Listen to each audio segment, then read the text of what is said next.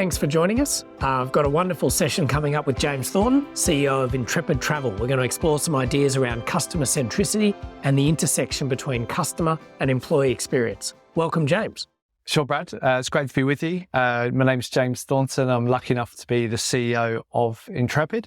I have been with the business for over 18 years now.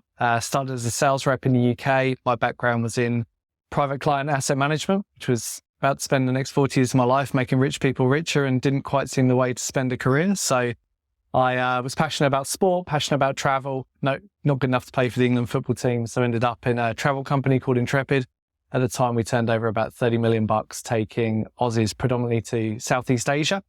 Started as a sales rep, worked my way through the company. I've been group CEO for the last nearly 7 years now. And yeah, very fortunate to run this growing and exciting business.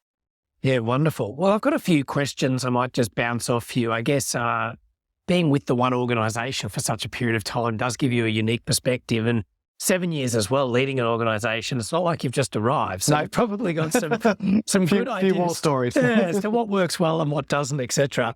I might just start by this idea of what have you learned is the best way to galvanise a business around a strategy or a core idea? So many organisations grapple with it. It's so important. But have you got any lessons or thoughts on that particular challenge? Yeah, we've built 3 strategies during the course of my tenure as CEO.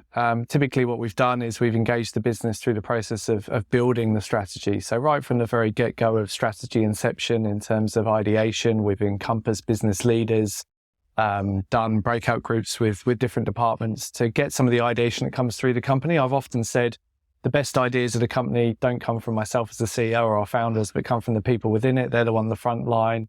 And they're also looking ahead at some of the trends that we're seeing and listening to our customers on a daily basis. So that's how we've gone about building the strategies. But then from the minute we build it, strategy execution, as I understand it, is all around communication. You got to communicate.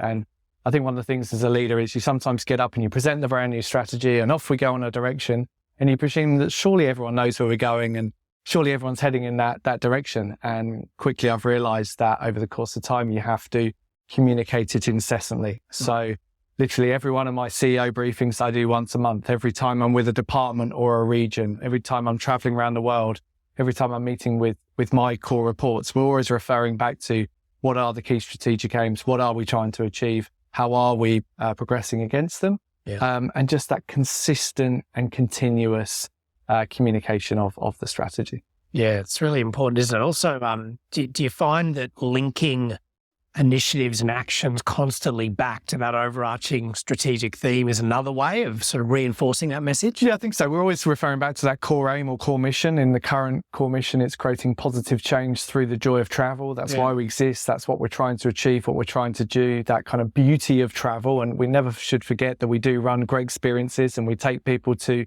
incredible parts of the world on wonderful, often life-changing experiences. But we're also trying to create positive change through doing that, through the recognition that people have more similarities than they do differences, the recognition that despite differences in race or religion or ethnicity or gender or political view, that we have more similarities. So yeah, it's that continual connection back to the mission and then associating when we set key objectives through the course of the year. And we always have 6 company goals at Intrepid. We do a balanced scorecard matrix. And those goals always relate back to that mission. And the objectives and the tasks that we set always relate back to those goals.